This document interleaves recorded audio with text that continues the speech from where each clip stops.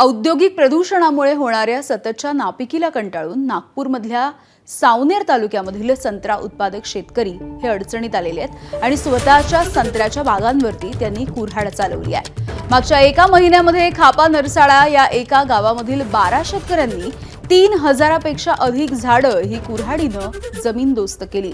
गावालगत असलेल्या सावनेर MIDC मधील कंपन्यांमधून निघणाऱ्या विषारी धुरामुळे नवीन फळ धारणेसाठी लागणारी परागीकरणाची प्रक्रिया ही खंडित झाली आहे आणि त्यामुळे इथल्या शेतकऱ्यांवरती संत्रा बागांवरती कुऱ्हाड फिरवण्याची वेळ आली आहे। दरम्यान याचा आढावा घेतलाय आणि या शेतकऱ्यांसोबत बातचीत केली आहे आमचे प्रतिनिधी तुषार कोहळे यांनी।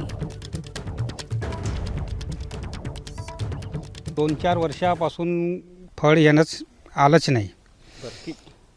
त्यापासून आम्हाला इतका त्रास होऊन राहिला या पिकाचा का बगीचे बी येणं बंद।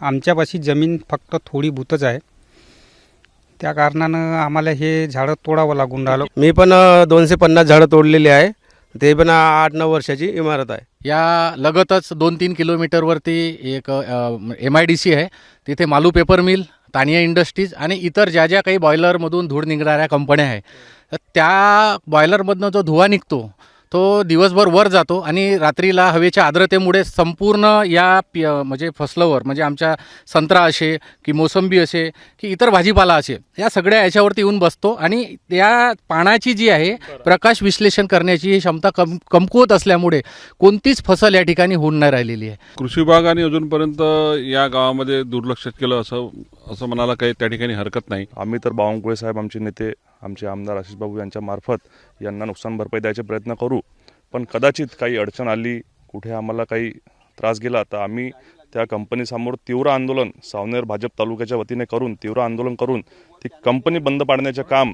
आम्ही त्यानिमित्त करू। आम्ही 6 वर्ष झाले संत्रासुद्धा आम्हाला म्हणजे घरी खायला मिळत नाही, ही परिस्थिती आहे।